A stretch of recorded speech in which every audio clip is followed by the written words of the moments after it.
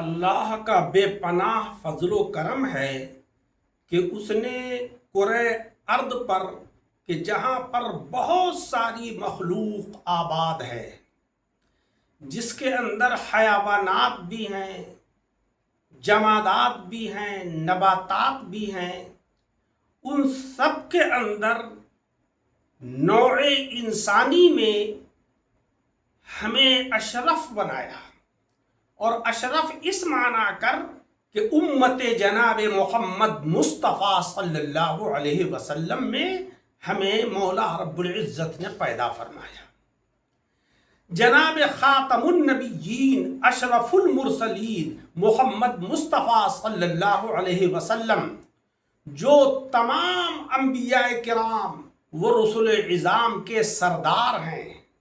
سید الانبیاء والرسل ہیں، مولا تبارک و تعالیٰ نے آپ کا امتی ہونے کا ہمیں شرف عطا فرمایا،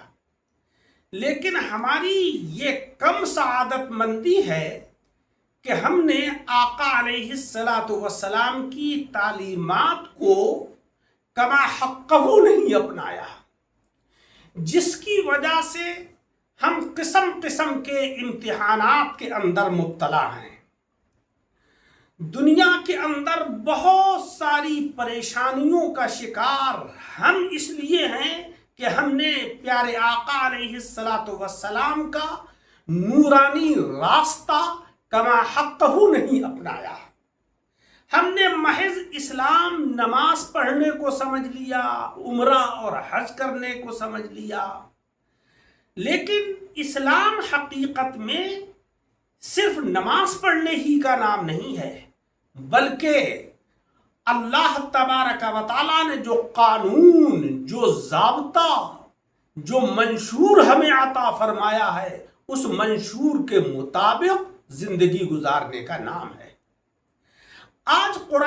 قرآن عظیم کے اندر جب ہم پڑھتے ہیں یسبح للہ ما فی السماوات و ما فی الارض، زمین اور آسمان میں جتنی بھی اللہ کی مخلوق ہیں سب مولا رب العزت کی پاکی بولتے ہیں، اس کی ثنا پڑھتے ہیں، اس کو یاد کرتے ہیں۔ ایک انسان ایسا ہے کہ جو اللہ رب العزت کی حمد و ثنا کے وقت پڑا سو رہا ہوتا ہے۔ سارے حیوانات جیسے ہی سورج غروب ہوتا ہے اپنے گھونسلوں کے اندر آرام شروع کر دیتے ہیں، اور جیسے ہی سورج کی روشنی نمودار ہوتی ہے سب چہچہاہٹ کے اندر مشغول ہو جاتے ہیں، گویا کہ مولا تبارک و تعالیٰ کی حمد و ثنا بیان کرنا شروع کر دیتے ہیں۔ اور انسان کہ جس کے لیے آقا علیہ السلام نے فرمایا کہ عشاء کی نماز کے بعد تم اپنے بستروں پر سو جاؤ اور صبح کو جلدی اٹھو، کیونکہ وہ وقت بڑا نورانی وقت ہوتا ہے، رحمت کے فرشتے اترتے ہیں، تمہارا رزق لے کر تمہارے گھروں پر پہنچتے ہیں، انوار و برکات کا نزول ہوتا ہے، لیکن آج ہم اس وقت پڑے سو رہے ہوتے ہیں۔ کتنے افسوس اور صدمے کی بات ہے،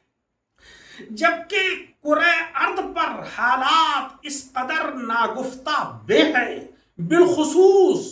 امت جناب محمد مصطفیٰ صلی اللہ علیہ وسلم کو بے شمار مسائل چاروں طرف سے گھیرے ہوئے ہیں، اس کے باوجود ہم ہدایت کے راستہ اپنانے کو تیار نہیں۔ میرے عزیزوں، عصری علوم ضرور حاصل کیجئے، اپنے بچوں کو عصری تعلیمات ضرور دلائیے، کیونکہ اگر عصری علوم ہم حاصل نہیں کریں گے تو دنیا کی دیگر اقوام کے ساتھ ہم چل نہیں سکتے، ترقیات کے اندر ہم پیچھے رہ جائیں گے۔ لیکن اگر ہم نے صرف اپنی توجہ عصری تعلیم پر لگائی اور دینی تعلیم کو فراموش کر دیا تو پھر ہمارا یہی حال ہوگا جو آج ہو رہا ہے۔ ہم دین سے دور ہو چکے ہیں صرف اس لیے کہ ہم دین کو صحیح طریقے سے جانتے نہیں۔ اللہ تبارک و تعالی نے قرآن عظیم کے اندر ہمیں جگہ جگہ یہی فرمایا ہے کہ تم وہ راستہ اختیار کرو کہ جو اللہ اور اس کے رسول صلی اللہ علیہ وسلم کی رضا اور خوشنودی حاصل کرنے کا راستہ ہے۔ پیارے آقا صلی اللہ علیہ وسلم سے آج ہم محبت اور عشق کا تو دعویٰ کرتے ہیں، لیکن عزیزوں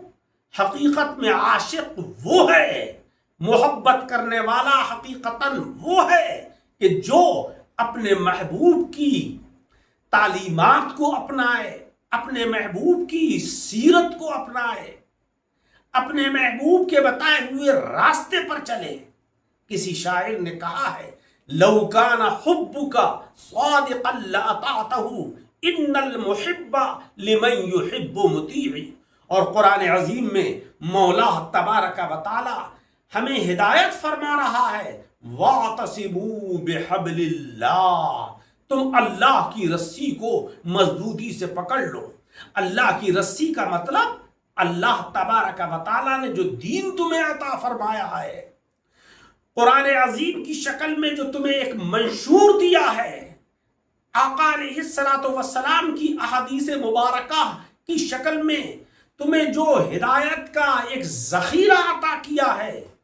یہ اللہ کی رسی ہیں، ان کو مضبوطی سے تھامو، یعنی ان کو پڑھو، ان کو سمجھو اور ان کے اوپر عمل کرو۔ اسی میں ہماری فلاح، اسی میں ہماری بہبودگی اور اسی میں ہماری نجات ہے۔ جب ہم یعنی ہمارے اسلاف قرآن عظیم اور احادیث مبارکہ سے کما حقہ وابستہ تھے، اللہ رب العزت نے ترقیات کے دروازے ان کے لیے وا فرما دیے۔ جس طرف وہ اپنا رخ کرتے انوار و برکات ان کے ساتھ ہوتے، عزت و وقار ان کو ہر طرف حاصل ہوتا۔ اور آج ہم نے دین مصطفیٰ صلی اللہ علیہ وسلم کی تعلیمات سے اعراض کر لیا، روگردانی کر لی، ذلت و رسوائی ہمارے سامنے ہے۔ اللہ تعالی ہمیں ہدایت عطا فرمائے اور صراط مستقیم کے اوپر قائم و دائم فرمائے۔ آمین بجاہ النبی الکریم۔